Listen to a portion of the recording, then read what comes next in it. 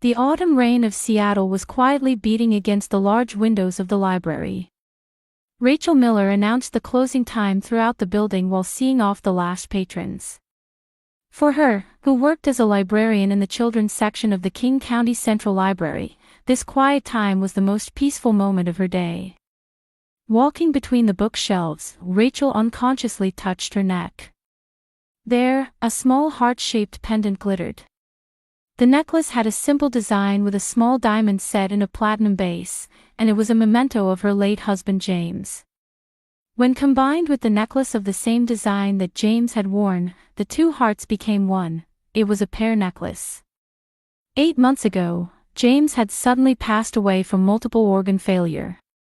He had built the IT company, Tech Solutions Pacific, from scratch and was a person who had attracted attention as a young business leader in Seattle.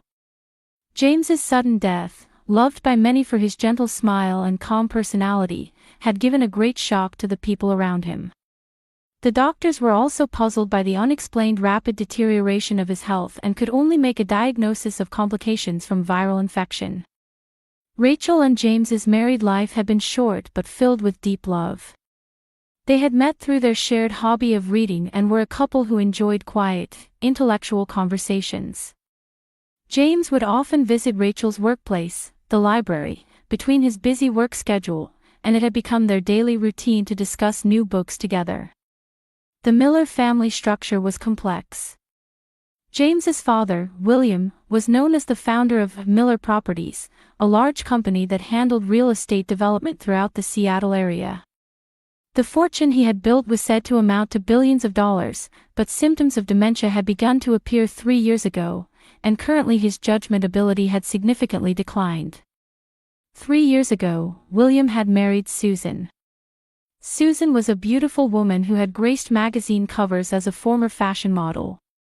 Her sophisticated appearance and sociable personality seemed to give new vitality to the elderly William.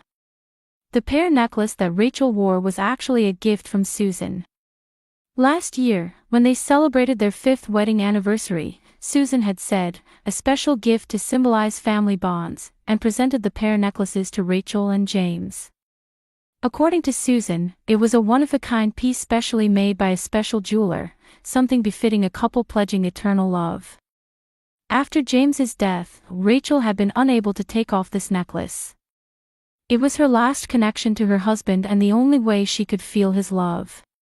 Susan had also gently said, please treasure it for James's sake too. Currently, William's condition was worsening day by day. Due to the progression of dementia, he sometimes couldn't recognize family members' faces. However, Susan was devotedly caring for him and was praised by doctors and nurses. William is so fortunate to have met such a loving wife, the attending physician would often say. Rachel was also actively cooperating in caring for her father-in-law. She would always visit the Miller mansion on weekends and take care of William together with Susan. The relationship between the three appeared harmonious on the surface and looked like an ideal family from the outside. However, Rachel had recently begun to feel changes in her own physical condition. Chronic headaches and hand tremors continued, and she was sometimes attacked by dizziness. She told herself it was due to stress, but the symptoms were strikingly similar to what James had complained of before he died. Her colleagues at the library had also noticed her changes and expressed concern. As the sound of rain gradually intensified, Rachel turned off the library lights and quietly closed the door. From the end of October, Rachel's poor health gradually became more serious. The headaches when she woke up in the morning became more severe than before, and the tremor in her hands when drinking coffee became noticeable.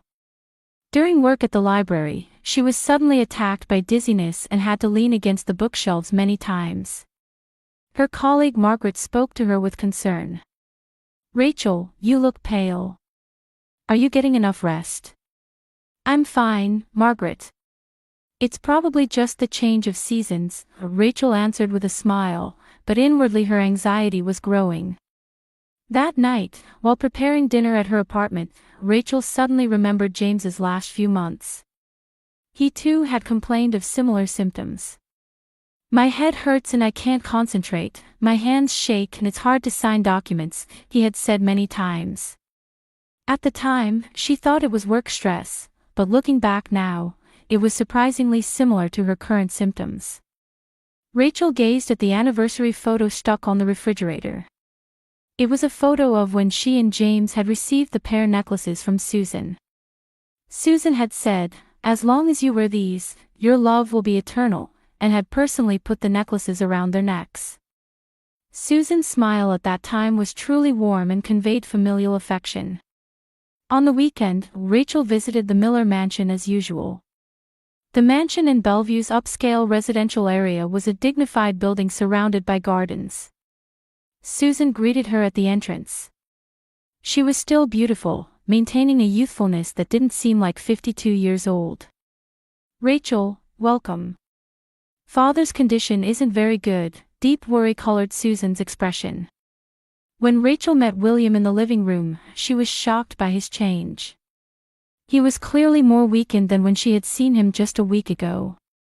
While he used to sit with his back straight, now he was sunk deep into his wheelchair, staring out the window with vacant eyes. "It's Rachel. Do you understand?" Susan called gently, but William's reaction was slow. "Huh? Who are you again?" William looked at Rachel, but the light of recognition never returned. Susan sighed. "He suddenly got worse since last night. The doctor says he may have entered the final stage." For the next few hours, Rachel cared for William together with Susan. Susan's devotion was truly moving. She managed his medication times precisely and attended to everything from meal care to personal care, as if she were his real daughter. "Susan, you really are a wonderful wife," Rachel said from her heart. "We're family." "It's natural," Susan answered with a smile. "The sadness of losing James is shared by all of us. Father was also very sad about James's death, so that may have worsened his dementia." In the evening, when Rachel was preparing to leave, the entrance chime rang. The visitor was Robert Harris, the family's legal advisor. He was a gentlemanly man who had a long-standing relationship with the Miller family. "Good evening, Mr. Harris. What brings you here?" Susan greeted him.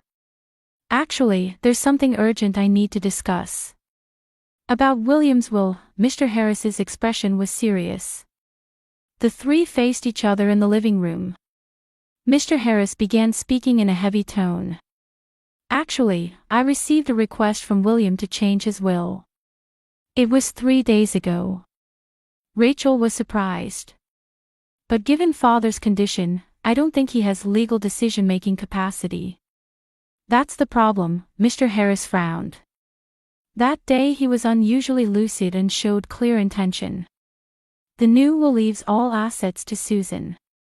Susan showed a surprised expression. "No, I'm not asking for anything. Rachel should inherit James's share too." In the previous will, a considerable inheritance was planned for Rachel. However, in the new will, Susan inherits all assets, and subsequent disposal is left to her judgment. Rachel was confused. She didn't have strong attachment to William's assets, but the sudden change felt strange. Did Father really say such a thing? Yes. He clearly said, "Susan is the most trustworthy family member. I want to entrust everything to her." That night, Rachel returned home with complex feelings. Seeing Susan's devoted care, she could understand William making such a judgment. However, something bothered her. The following week, Rachel's condition worsened further. Getting up in the morning became painful, and nausea during work at the library increased. Finally, persuaded by her colleagues, she decided to undergo medical examination at the hospital. "It's probably just stress and fatigue," Rachel told herself. "I just haven't recovered from James's death." However, inwardly, fear was sprouting. James had also started with similar symptoms and quickly became seriously ill. The anxiety that she might be following the same path began to dominate her mind. Looking at her face in the mirror, her cheeks were hollow and there were deep circles under her eyes. Only the pear necklace glittering at her neck reminded her of the once happy days. "James, what's happening to me?" Rachel whispered softly. On a cold November morning, Rachel was waiting for her examination in the waiting room of Seattle General Hospital. As her poor health continued, she had finally decided to undergo a comprehensive medical checkup at her colleague's strong recommendation. While sitting in the waiting room chair, she unconsciously touched the pear necklace at her neck. This necklace, filled with memories of James, was her only support that could ease her anxious feelings. "Rachel Miller," a nurse's voice echoed. When she entered the examination room, a middle-aged Indian male doctor greeted her with a warm smile. His name tag read Dr. Rajesh Patel. "What symptoms brought you here today?" Rachel explained her symptoms in detail. Chronic headaches, hand tremors, dizziness, nausea, and recently, decreased concentration had been added. Dr. Patel listened while taking careful notes. "When did these symptoms begin?" "About 2 months ago, I suppose. At first it was just mild headaches, but they gradually got worse." "Are there any stress factors? Family illness or work problems?" Rachel hesitated a little before answering. "I lost my husband 8 months ago. Also, my father-in-law has dementia, and I help with his care." Dr. Patel showed a sympathetic expression. "That must have been very difficult. What was your husband's cause of death?" "Multiple organ failure." "Unexplained rapid deterioration." Rachel's voice became small. "I see. Actually, listening to your symptoms, there's something that concerns me a little. Let's do some detailed tests."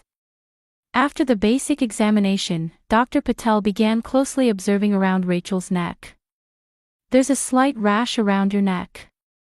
Have you started using any new accessories or cosmetics?"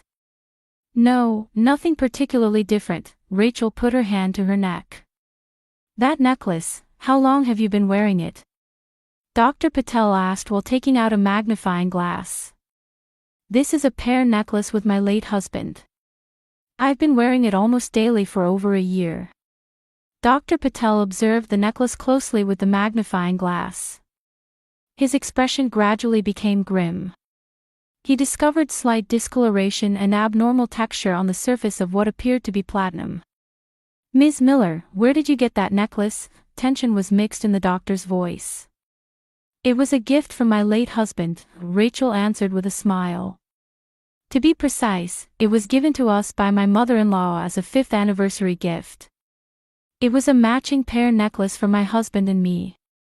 Dr. Patel stood up and brought several instruments from the back of the examination room. "I'm sorry, but could you please remove that necklace? I'd like to test the metal." "Test? Why?" Rachel showed a puzzled expression. "Actually, listening to your story, I suspect the possibility of metal poisoning. Please let me examine the metal composition of this necklace." Dr. Patel put on gloves and carefully collected a sample from the necklace. When he put it in a portable metal analysis device, the results came out immediately. The doctor's face turned pale.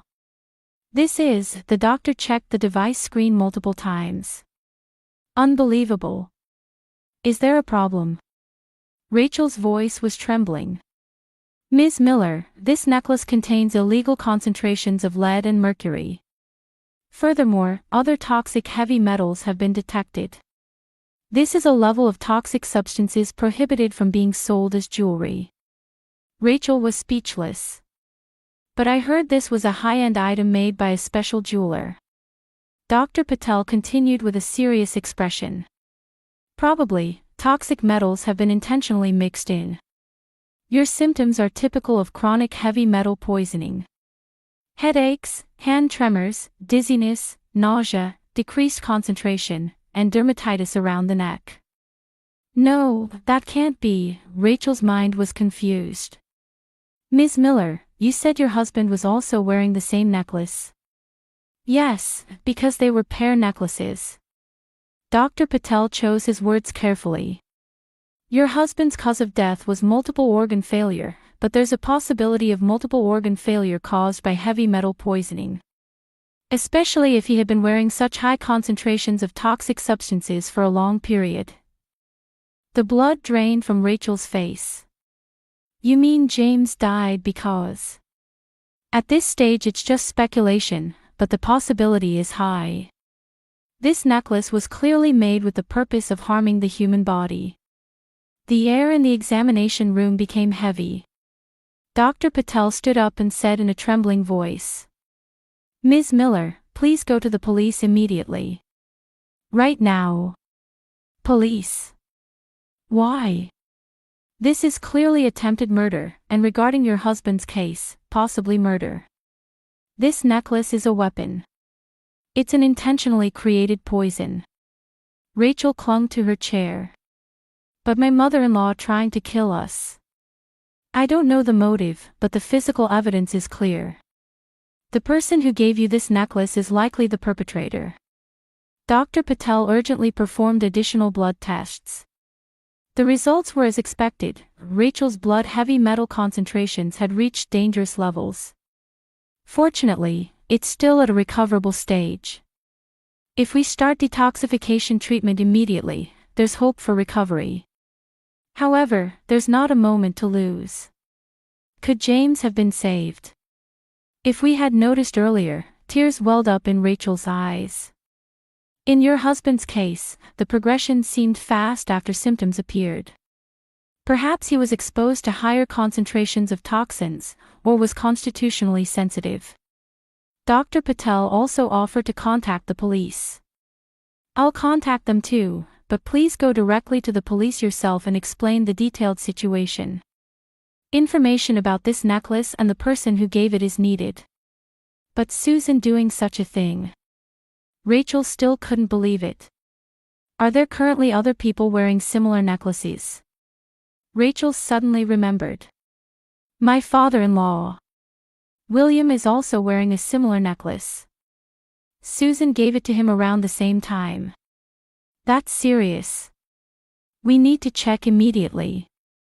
How has that person's recent health been? His dementia has rapidly worsened. Rachel was horrified. Could that also be? Heavy metal poisoning can also have serious effects on the brain.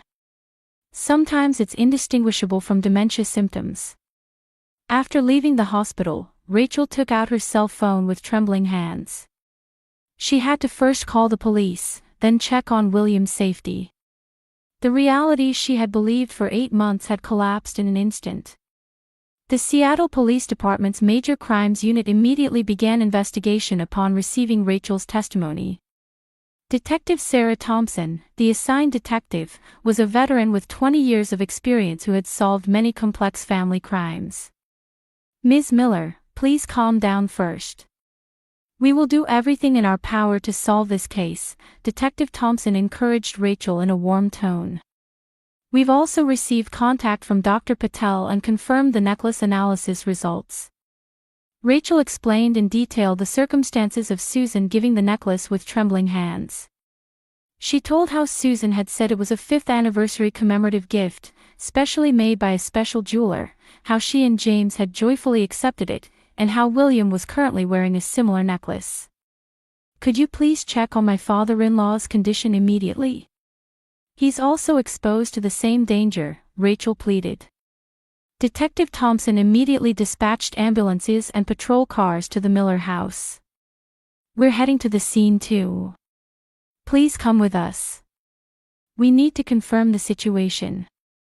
30 minutes later, multiple patrol cars and ambulances had arrived at the Miller mansion in Bellevue. Susan was standing at the entrance with a confused expression. What on earth is happening? Rachel, why are you here with the police? Detective Thompson stepped forward. You're Susan Miller, aren't you? I'm Detective Thompson from Seattle Police. We urgently need to confirm something about William Miller's condition. Father is resting. But why the police? Agitation was visible in Susan's voice. The paramedics rushed to William's room. He was in a semi-conscious state and clearly in critical condition. Around his neck was indeed a necklace of the same design as the one Rachel had been wearing. "Remove this necklace immediately," one of the paramedics shouted. Having received advance contact from Dr. Patel, they responded swiftly. William was rushed to the hospital, and Susan was to accompany him. However, Detective Thompson told her, "Susan, you are under serious suspicion. We need to hear your story in detail." At the hospital, William's blood test results came out. Like Rachel, dangerous levels of heavy metals were detected. Fortunately, it was still at a treatable stage, but if it had been a few days later, it would have been life-threatening. Meanwhile, police requested the forensic team to re-examine James's cause of death for reinvestigation. Since he had been cremated 8 months ago, analysis was conducted on remaining tissue samples and hair. The next day, shocking results were revealed. High concentrations of lead, mercury, and other toxic heavy metals were also detected in James's body. The cause of death was definitely multiple organ failure due to heavy metal poisoning. Detective Thompson questioned Susan again. "Susan, toxic substances have been detected in the necklace you gave. Where did you commission its manufacture?" Susan initially feigned ignorance. "That's impossible. It was specially ordered from a high-end jewelry store." "Please tell us the store name. We need to verify." Susan couldn't provide the store name. When police investigated, it was revealed that the jewelry store she claimed didn't exist. Furthermore, in investigating Susan's past, shocking facts became clear. Her previous husband had also died suddenly 3 years ago with similar symptoms. At that time too, the cause of death was ruled as unexplained multiple organ failure. Wasn't your previous husband, Robert Fisher, also wearing accessories before he died?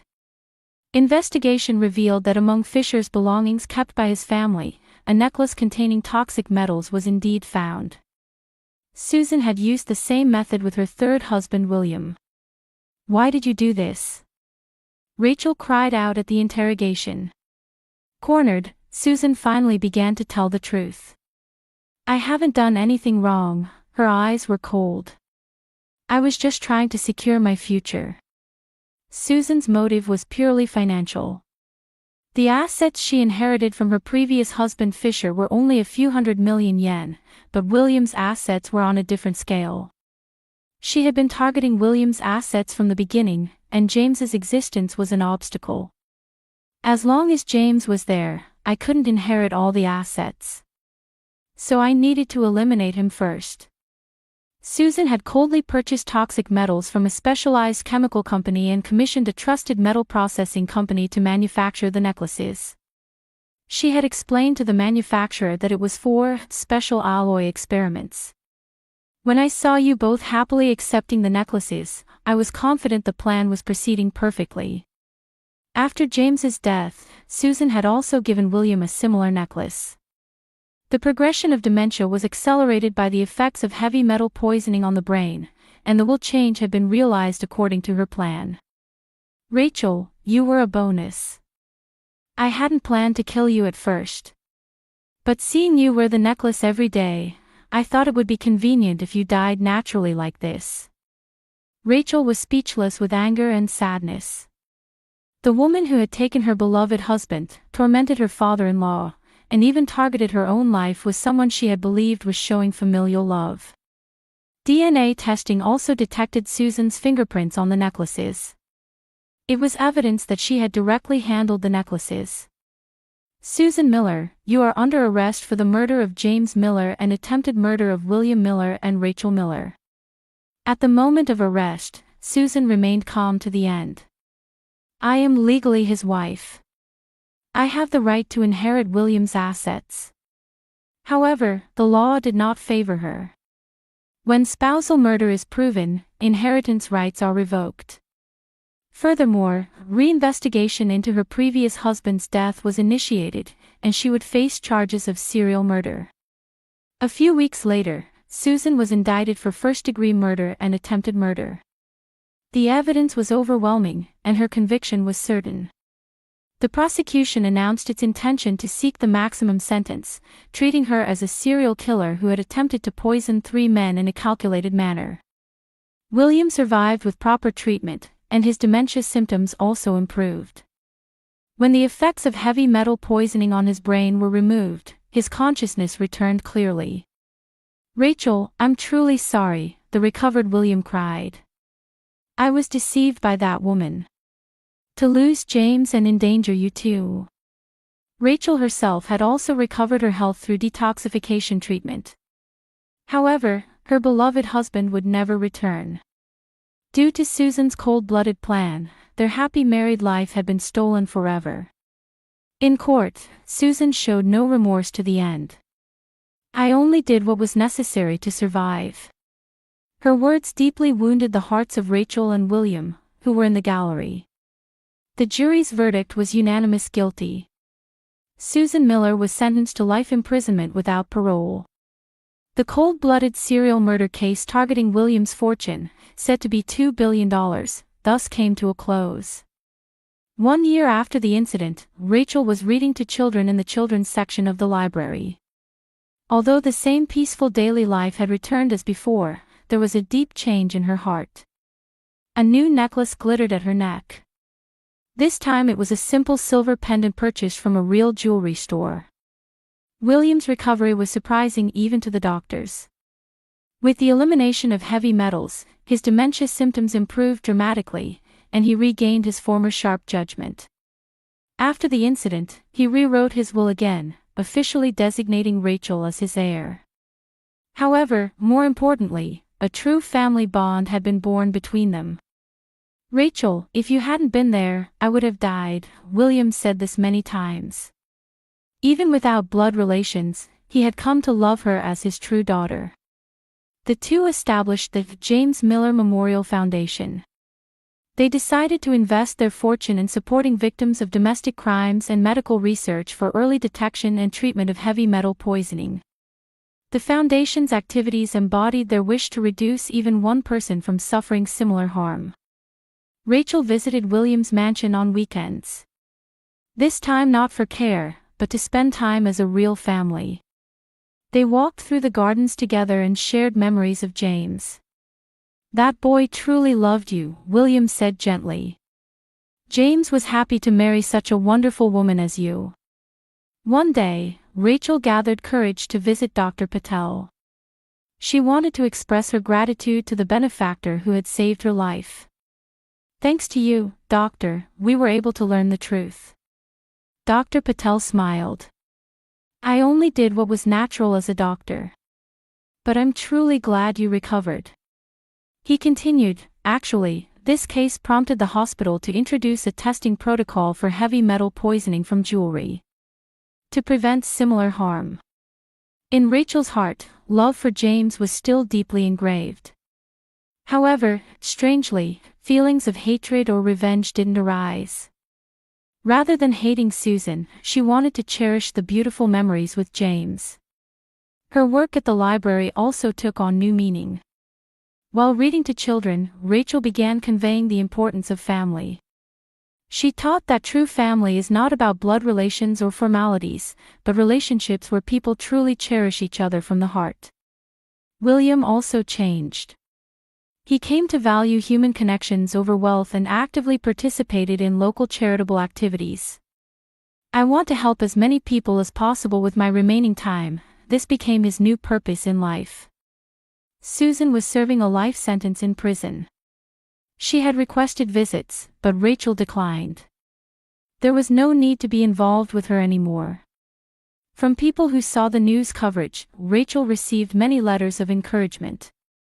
Some were from people who had similar experiences of being betrayed by family. Reading these letters, Rachel learned that she wasn't a special victim. As seasons turned, James's third memorial service arrived. Rachel and William quietly offered prayers at his grave. "James, we learned the truth. The person who made you suffer has been judged," William whispered softly. Rachel touched the gravestone in thought. The sadness of losing a loved one never disappears. However, that love is never wasted. Her love for James nurtured a new family bond with William and led to establishing a foundation that helps many people. Rachel had experienced firsthand the terror of people pretending to be family, but at the same time learned how precious true family bonds are. Even without blood relations, relationships where people truly trust and support each other, that is true family. As the setting sun illuminated the cemetery, Rachel and William quietly headed home. They had lost much, but what they had gained was also significant. They had found true familial love and trust, and a new life purpose of helping others.